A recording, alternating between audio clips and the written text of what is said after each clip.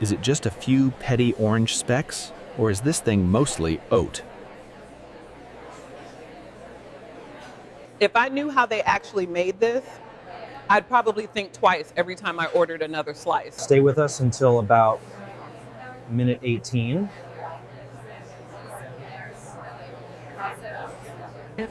And the real numbers for carb, sugar, and oil in every single piece. Though every wash, gate, and giant oven to the identical carrot cake slices rolling off a modern production line. Before you can take a carrot cake out of the oven, it begins out here in rows and rows of roots hidden under the soil. These varieties are best for baking, thin skins, high dry mather, and a deep orange color that survives the oven.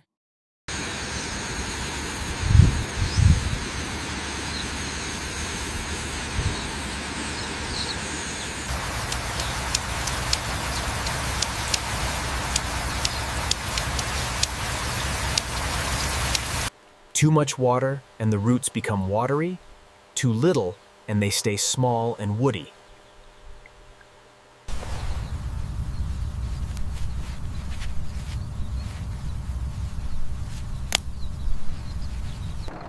Each box here is one tiny fraction of the tonnage a modern cake factory turns into batter.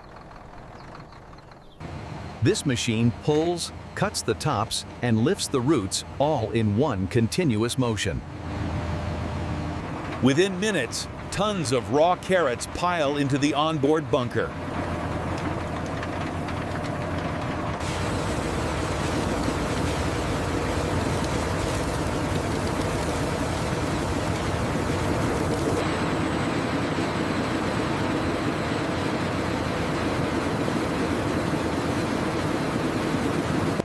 From the field edge, bins transfer straight into chilled trucks.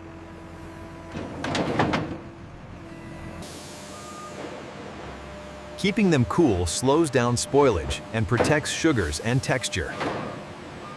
The shorter the tip, the fresher the root, and the better the flavor inside the cake. Inside this plant, those crates are headed for one very specific destination: cake production. Within these walls, the clock continues. Crops go from truck to wash with almost no pause.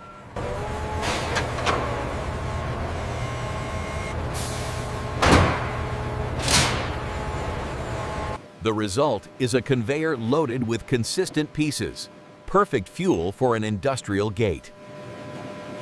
Freshly grated, the coconut has much more surface area, ready to share its color and sweetness with the batter.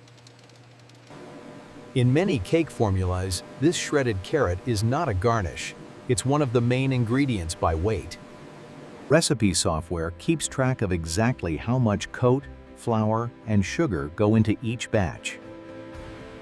And for now, the carrot waits at the edge of the mixing zone, ready to change from raw vegetable into cake batter. Along one side of the room, the wet ingredients for carrot cake are measured out automatically. Eggs arrive pre-mixed and pasteurized, pumped by volume instead of cracked shell by shell. Sugar is weighed to the gram on load cells that know exactly when to stop the flow. Even vanilla and spices are metered, so every batch tastes like the last one. All of those liquid and semi-liquid ingredients are headed for one place, the mixer bowl. Eggs and oil are dosed first, forming the backbone of the wet phase. Sugar follows, dissolving into the liquid before any flour shows up. Flavor, vanilla, cinnamon, nutmeg, gets pulled in while the liquids are still loose and easy to blend. Across the aisle, the dry side prepares flour and leavening to meet that liquid base. Flour is sifted to break up lumps and keep foreign objects out of the batter. Chemical leavening gets blended in so every tray of cake rises the same way. Lab checks particle size and blend uniformity before the dry mix ever meets the wet. Once both sides are ready, the plant brings the dry blend to meet the wet base. First, the liquid phase is mixed on its own until it is completely uniform.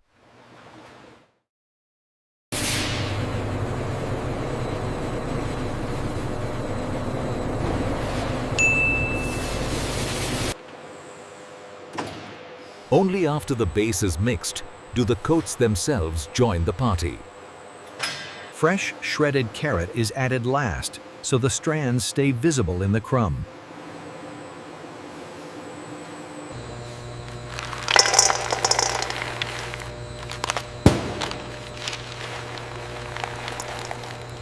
Now the mixer slows down, just enough to fold inclusions in without shedding them into mush. The result is a batter that is still light, still airy, and full of visible chunks, ready to be portioned and baked. From here, the batter stops being a recipe and starts becoming identical portions.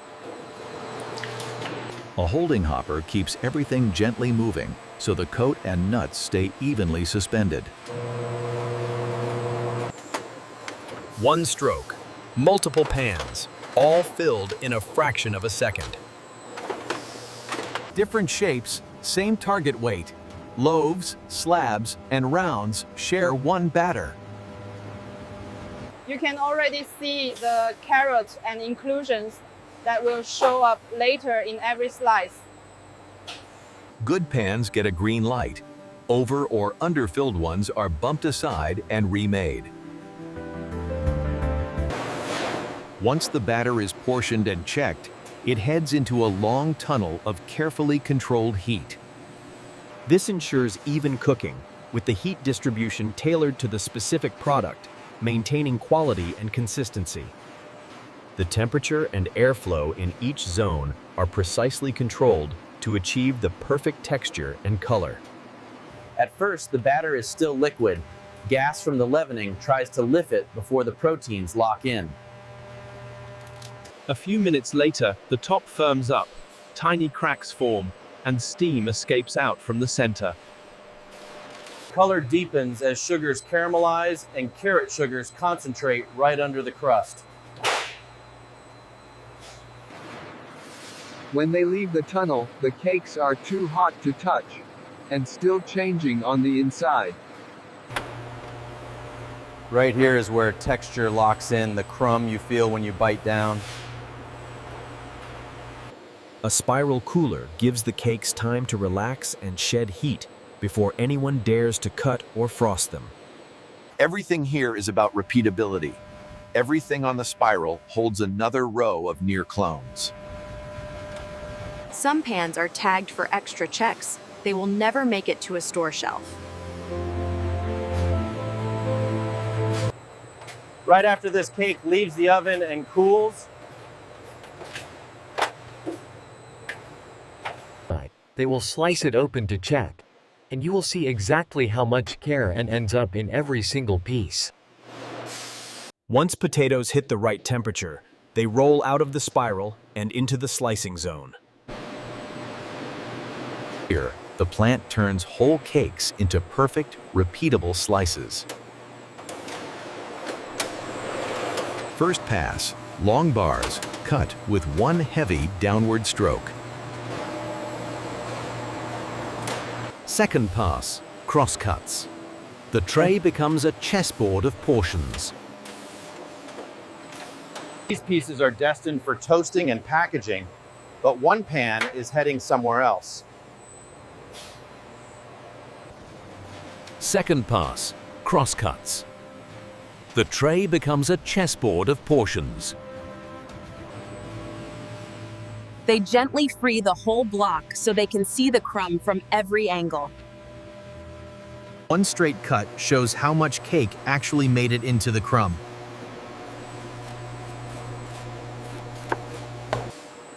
This slice weighs just over 100 grams.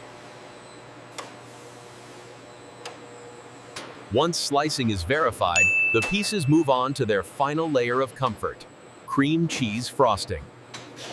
Cream cheese, butter, sugar, and a little acid whipped together until the texture is spreadable but not runny.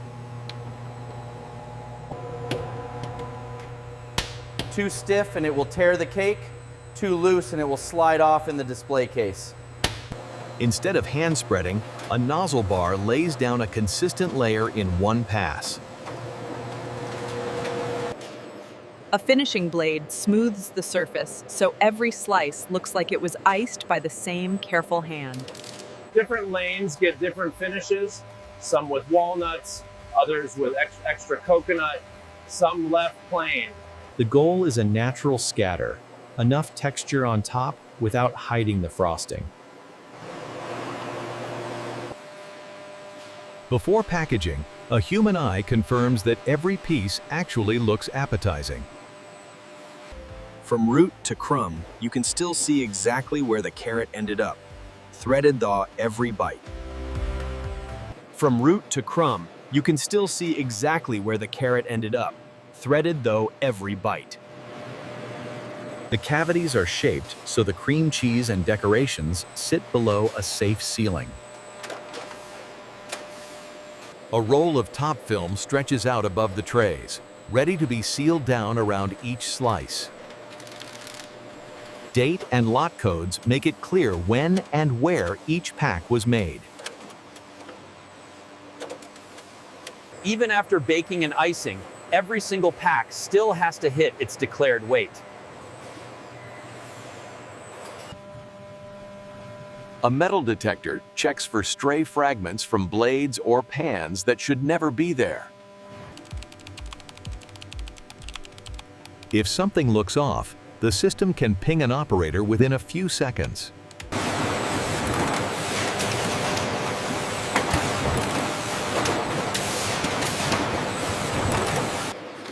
By this point, most people would just see a finished product box, not the whole journey inside.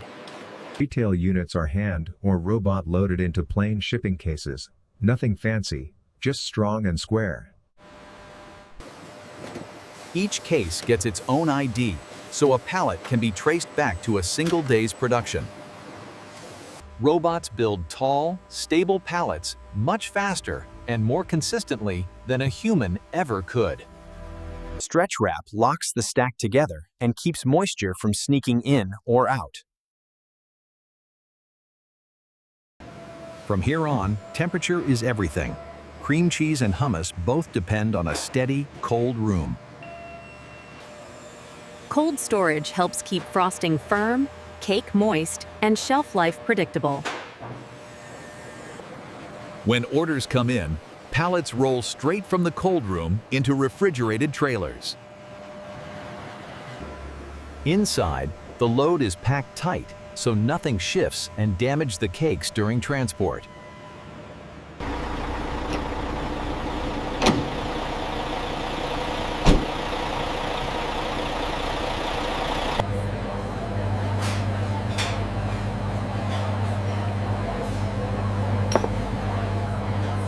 What is actually hiding behind a slice of cat cake like this?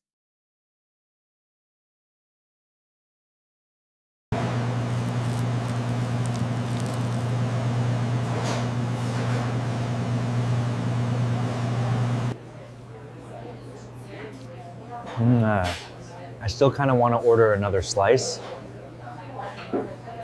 A cheesecake line? A tiramisu factory? Or an ice cream bar plant?